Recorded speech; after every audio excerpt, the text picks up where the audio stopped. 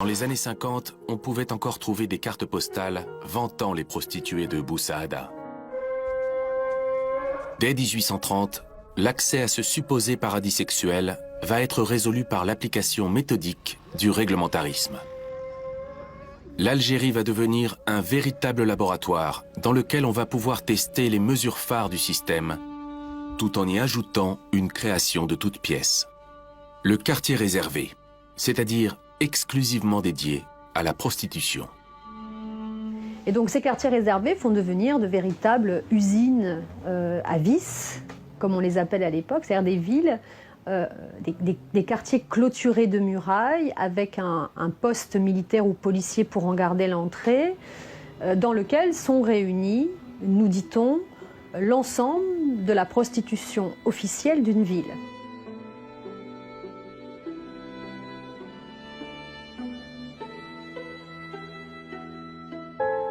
Le but du système réglementariste n'est pas de produire une prostitution qui soit saine. Le but du système réglementariste, c'est de permettre à une catégorie de femmes d'être sacrifiées et de surcroît, comme nous sommes dans un système capitaliste, de rendre la sexualité, qui comme vous le savez fait gagner beaucoup d'argent, rentable.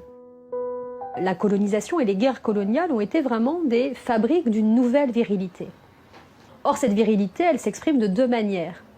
En tout cas de deux manières extrêmement visibles. C'est bien sûr la guerre, d'un côté, une guerre qui concerne en général les hommes, et c'est la question de la sexualité. Parce que quand on a fait la guerre et qu'on a vaincu, quelle est la meilleure manière de prouver au vaincu qu'il est vaincu? C'est en s'appropriant ces femmes. Et donc aujourd'hui, je suis avec Aurélie Perrier qui nous parle de sa recherche sur la sexualité, notamment la prostitution en Algérie. Alors pendant l'époque coloniale, tu nous parlais de cette concentration du vice, de ces bordels. Bonjour Dorothée, je suis ravie d'être là. Donc Aurélie, tu as écrit ta thèse sur la sexualité et les questions de genre dans l'Algérie coloniale du 19e siècle. Pour rappel à nos auditeurs, l'occupation française de l'Algérie commence en 1830 et s'étend jusqu'en 1962, date à laquelle l'Algérie obtient son indépendance. Avant l'occupation française de l'Algérie, l'Algérie était une province de l'Empire ottoman. Parlons aujourd'hui de la prostitution à l'époque coloniale en Algérie. Alors, est-ce que tu peux, dans un premier temps, nous raconter comment existait la prostitution avant l'arrivée des Français en Algérie? Parce qu'elle existait. Alors oui, elle existait, mais sous différentes formes. Et c'est vrai que pour bien mettre en lumière les changements qui sont amenés avec la présence française, il faut peut-être parler d'abord de ce qui existait à l'époque ottomane. Donc les prostituées étaient vraiment faisaient partie intégrante de la société et elles n'avaient pas elles ne souffraient pas de stigmatisation. Et c'est quelque chose qui change. Avec donc l'arrivée des Français en Algérie et notamment si tu peux commencer par nous raconter pourquoi en fait il a fallu pour les autorités coloniales réguler la prostitution dès leur arrivée. Ce qui est intéressant, c'est que à peine un an après avoir débarqué en Algérie, les Français embauchent les services d'un individu qu'on appelait le mésoir, donc qui existait à l'époque ottomane et dont le rôle était de superviser un peu les courtisanes. En tout cas, ce qui m'a étonnée dans ton travail, c'est que les élites algériennes participent à cette organisation de la prostitution, notamment les autorités religieuses. Voilà, donc j'ai parlé en premier lieu du mésoir, qui a initialement accepté de travailler pour les Français, donc de donner le registre des femmes courtisanes qu'il avait inscrites. Mais il y a aussi d'autres personnes, notamment le cadi, le juge musulman. Donc on sait qu'il y a eu quand même un certain aller-retour entre les élites religieuses et puis la police des mœurs, qui interroge un peu, parce qu'on a tendance à penser que ça aurait pu être que le reflet d'une volonté finalement française. Mais effectivement, comme tu le notes, c'est surprenant de voir qu'il y a cette connivence entre les élites algériennes et françaises. Alors, comment on peut faire sens de ça? L'occupation française signifie la présence sur le sol algérien de contingents militaires très importants.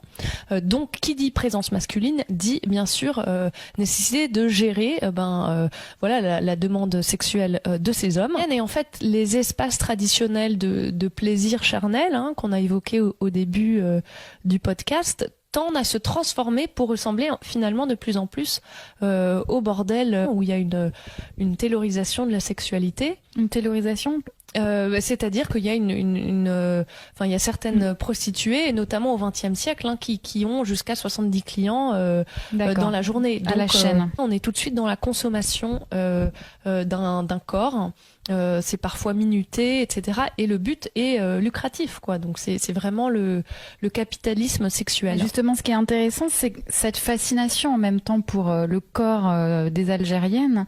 Parce que Constantine, donc c'est la ville sur laquelle tu as travaillé pour ta recherche, est un lieu touristique, un lieu de tourisme sexuel même. Dans la réalité, c'était souvent bien plus compliqué, et comme tu le désignes, il y avait effectivement une demande de la part de touristes qui venaient, pour des raisons, vraiment donner libre cours à leur désir sexuel et leurs fantasmes.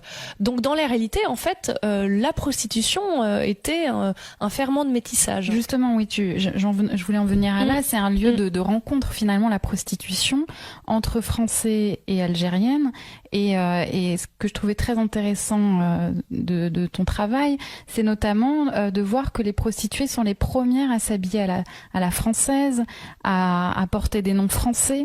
Donc il y a toute une transformation des femmes algériennes au contact de ces Français qui s'opère. Cette idée de contaminer, en tout cas d'importer des idées, des pratiques, des normes européennes dans la société algérienne. Notamment la présence de l'alcool, parce que dans les bordels il y a de l'alcool.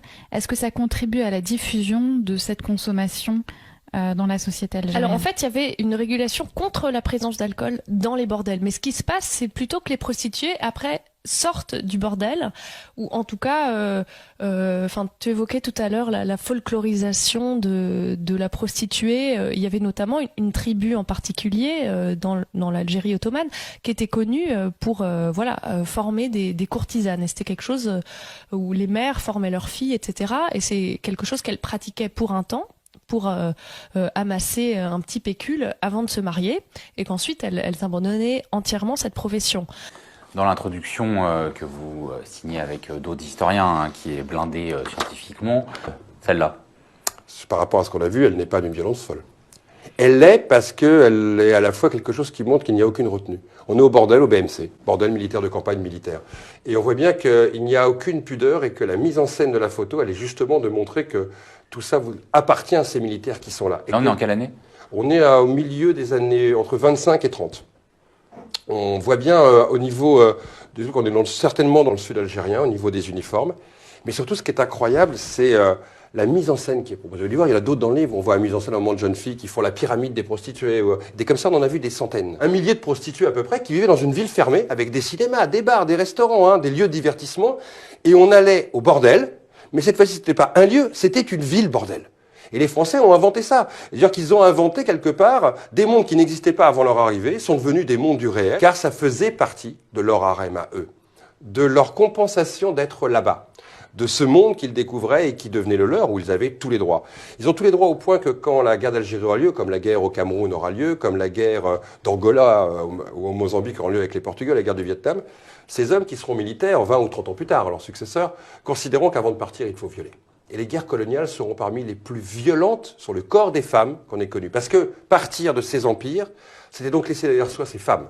Et la meilleure manière de les punir, d'abandonner quelque part le colon, ça a été de détruire leur corps et donc de les violer. Et donc ces histoires, elles ont un impact réel. C'est que tout ça a fabriqué un droit de propriété sur ces corps. C'est pas simplement des prostituées qu'on mettait en scène là. C'était des prostituées aux colonies. Et par définition, elles n'étaient là que pour servir le blanc et le colonisateur.